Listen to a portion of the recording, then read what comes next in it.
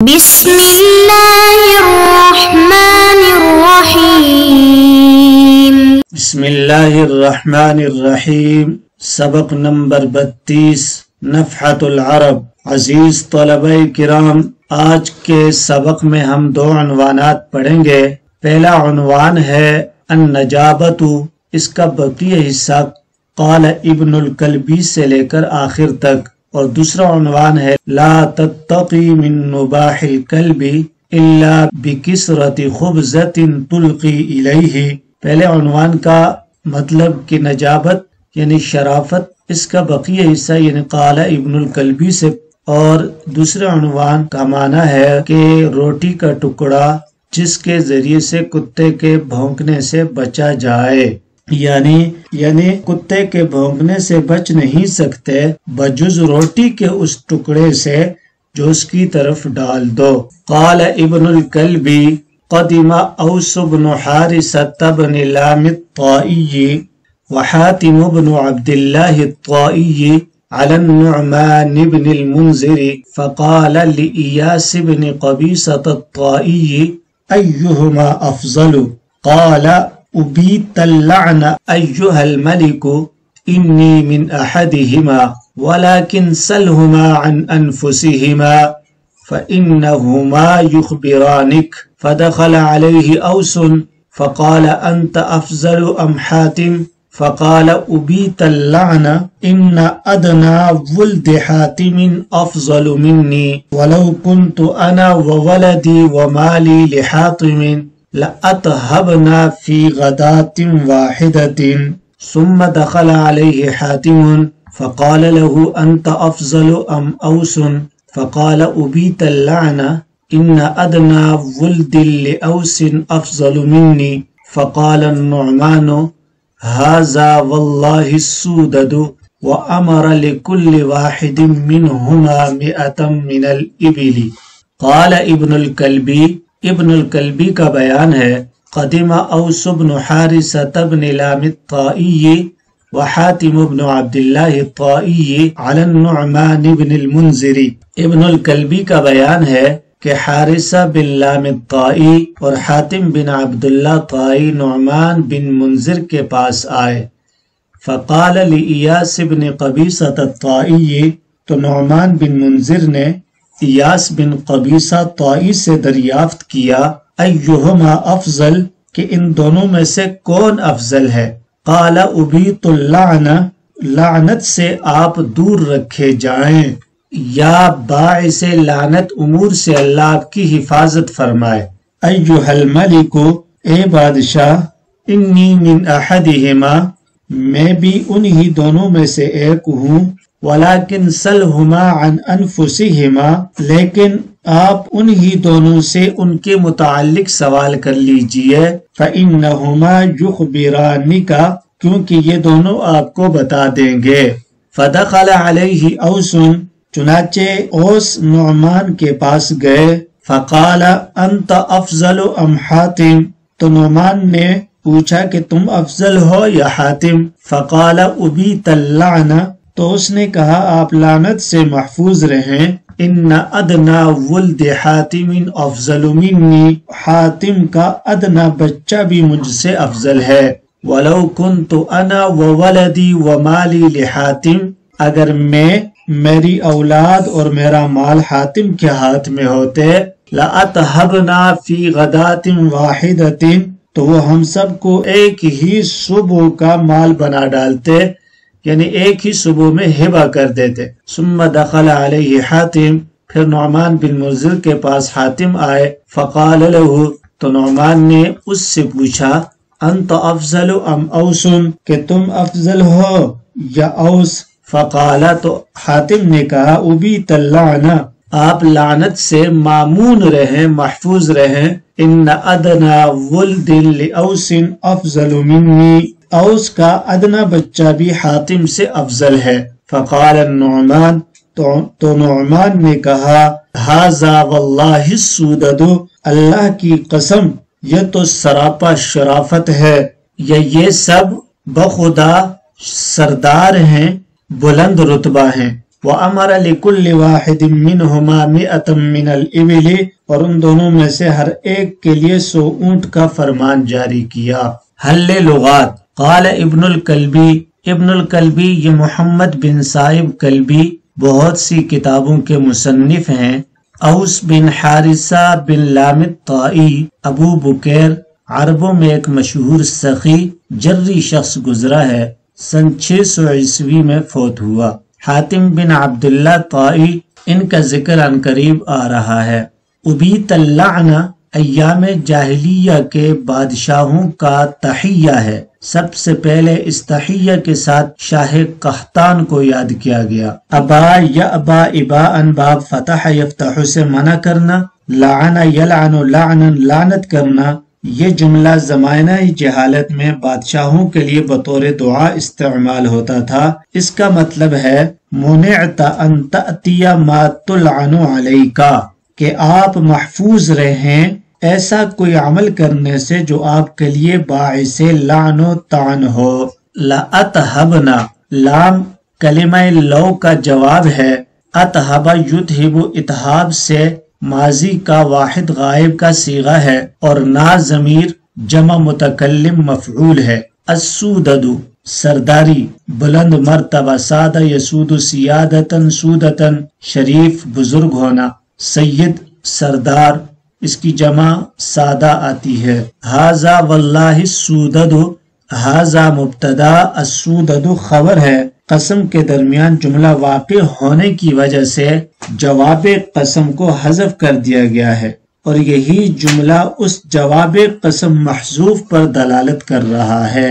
اس درس میں شرافت و نجابت کا یہ دوسرا واقعہ بیان کیا گیا ہے، اور یہ ہے اوس بن حارثہ اور حاتم بن عبداللہ سے متعلق۔ نعمان بادشاہ نے دونوں سے الگ الگ دریافت کیا کہ تم دونوں میں سے افضل کون ہے، مگر دونوں میں سے کسی نے بھی اپنے کو افضل نہیں گردانا، اور ہر ایک نے دوسرے ہی کو افضل بتلایا، تو یہ غایت شرافت کی بات تھی۔ اسی لیے کہتے ہیں حقیقی شرافت یہی ہے کہ انسان دوسروں کے بارے میں اچھا خیال رکھے اور اپنے آپ کو دوسروں سے کمتر سمجھے۔ اسی لیے کہنے والے نے کہا ہے نعم الالہ علی العباد کثیرۃ واجلہن نجابۃ الاولاد، اللہ رب العزت کے بندوں پر بے شمار انعامات ہے، لیکن اجلہن ان میں عظیم تر نعمت نجابۃ الاولاد اولاد کی شرافت ہے۔ عنوان نمبر 2، لا تتقی من نباح الکلب الا بکثرت خبزۃ تلقی الیہ، تم کتے کے بھونکنے سے نہیں بچ سکتے بجز اس روٹی کے ٹکڑے کے تلقی الیہ جو تم اس کی طرف ڈال دو۔ لا تتقی من نباح کلب الا بکثرت خبزۃ تلقی الیہ۔ جلس المہدی هو ابن المنصور ثالث خلفاء بني العباس مولده سنة 27 و100 وكان ملكه 10 سنين وشهرا ونصفا، مات في سنة 69 و100 وعاش 43 سنة، وصلى عليه ولده هارون الرشيد جلوسا عاما، فدخل عليه رجل وبيده منديل فيه نعل، فقال يا أمير المؤمنين هذه نعل رسول الله صلى الله عليه وسلم قد أهديتها لك، فأخذها منه وقبلها ووضعها على عينيه وأعطاه 10,000 درهم، فلما خرج قال لجلسائه ما ترون؟ إني أعلم أن رسول الله صلى الله عليه وسلم لم يرها، فضلا عن أن يكون قد لبسها، ولو كذبناه لقال للناس أتيت أمير المؤمنين بنعل رسول الله صلى الله عليه وسلم فردها علي، وكان من يصدقه أكثر ممن يكذبه، إذ كان من شأن العامة الميل إلى إشكالها والنصرة للضعيف على القوي وإن كان ظالما فاشترينا لسانه وقبلنا هديته وصدقنا قوله وكان الذي فعلناه أرجح وأنجح. لا تتقي من نباح كلب إلا بكسرة خبزة تلقي إليه. کتے کے بھوں بھوں سے روٹی کا ٹکڑا ڈالے بغیر نہیں بچ سکتا، یعنی کتے کے بھونکنے سے بچنے کے لیے ضروری ہے کہ تم اس کی طرف روٹی کا ٹکڑا ڈال دو۔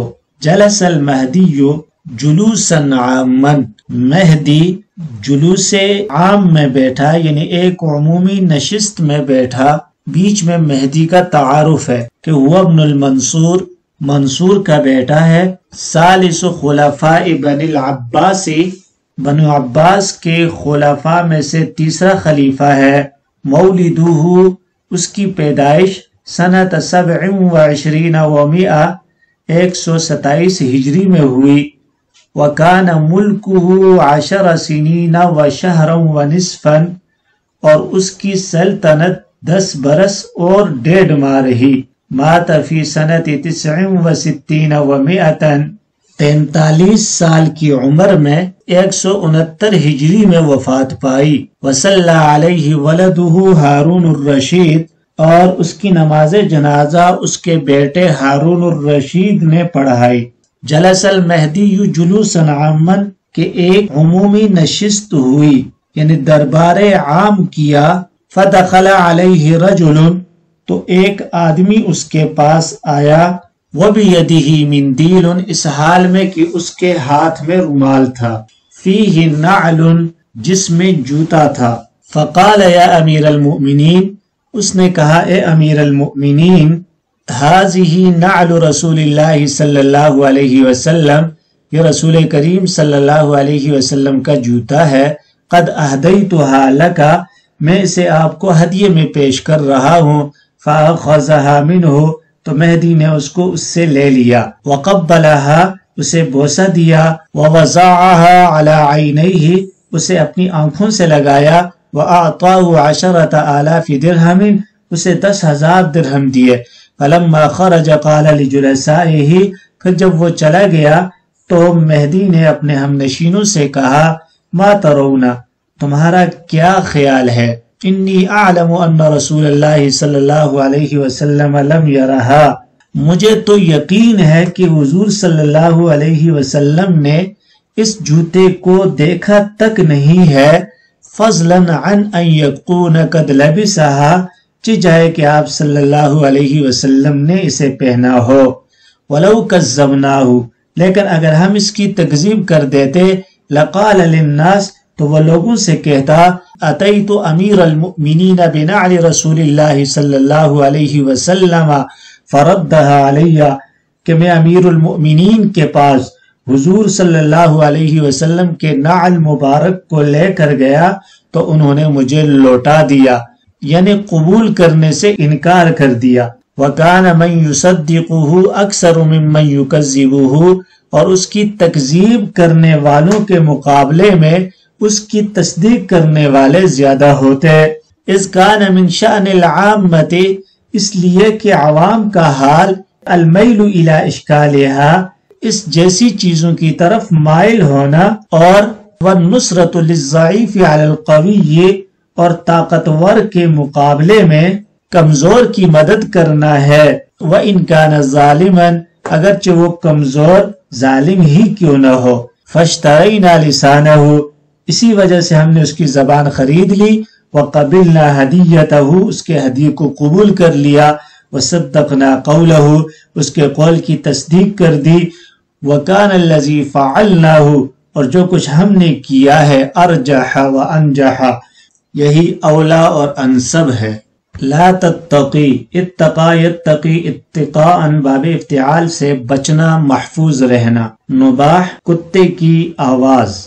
نباح ینبح نباحا، نباح ینبح نباحا، کتے کا بھونکنا۔ نابح صفت کا صیغہ، اس کی جمع نوابح آتی ہے۔ کسرتن اس کی جمع کسرن ہے ٹکڑا. کسر یکسر کسرن توڑنا. کسر ایک سے کم جیسے تہائی چوتھائی وغیرہ. اس کی جمع کسور آتی ہے. خبزتن روٹی. خبز یخبز خبزن روٹی پکانا. اور القوم صلہ ہو تو روٹی کھلانا. خباز نان بائی. تلقی القا یلقی القاءن کوئی چیز کسی کے سامنے ڈالنا. وصلی علیہ صلی علی احد یصلی صلاۃ باب تفعیل سے کسی کی نماز جنازہ پڑھنا. مندیل رومال. اس کی جمع منادیل آتی ہے. منادیل. نعل جوتا. اس کی جمع نعال آتی ہے. اہدیتها اہدا شیئا لأحد وإلی احد یہدی اہداء باب افعال سے کوئی چیز کسی کو ہدیہ کرنا. قبلها قبل یقبل تقبیلا بوسہ دینا. فضلا یہ مصدر ہے جو اہل عرب کے قول فضل عن المال کذا اذا ذهب اکثره وبقی اقله سے ماخوذ ہے، اور یہ ادنا اور اعلی دو چیزوں کے درمیان اس امر پر تنبیہ کرنے کے لیے واقع ہوتا ہے کہ نفی اعلی کے وقوع سے ادنا کی نفی ہو جائے، اس لیے اس کا نفی کے بعد واقع ہونا ضروری ہے، خواہ نفی صریحی ہو یا نفی ضمنی ہو. ابو علی فارسی کے نزدیک اس کے منسوب ہونے کی ایک وجہ یہ ہے کہ یہ فعل مقدر سے مفعول مطلق ہونے کی بنا پر منسوب ہے، اور بعض حضرات نے ذکر کیا ہے کہ جس ترکیب میں فضلاً واقع ہو وہ فما تنفعهم شفاعت الشافعین کے قبیل سے ہے، یعنی اس میں قید اور مقید دونوں کی نفی ہے، یعنی ان کے لیے نہ شافعین ہے نہ نفع شفاعت ہے.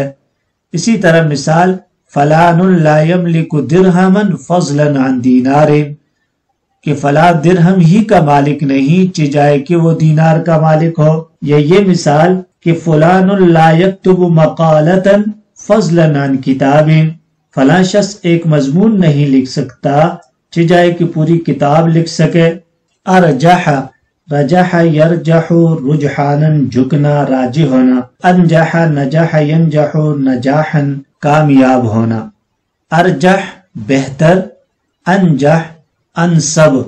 وضاحت لا تتقی من نباح کلب الا بکسرت خبزت تلقی الیہ یہ ایک مقولہ ہے جس کا مطلب یہ ہے کہ کسی کے شر سے بچنے کا آسان طریقہ یہ ہے کہ اس کے منہ میں کچھ ڈال دو، جیسے کہ کتے کے بھونکنے اور آواز کرنے سے بچنے کا طریقہ یہ ہے کہ تم اس کی طرف روٹی کا ٹکڑا پھینک دو.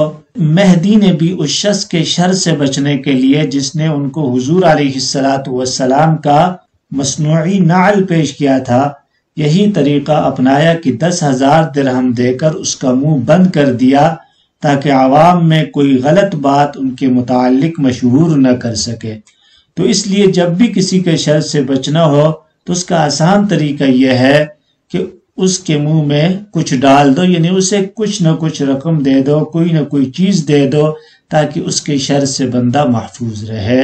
اور یہ مقولہ اسی وقت بولا جاتا ہے.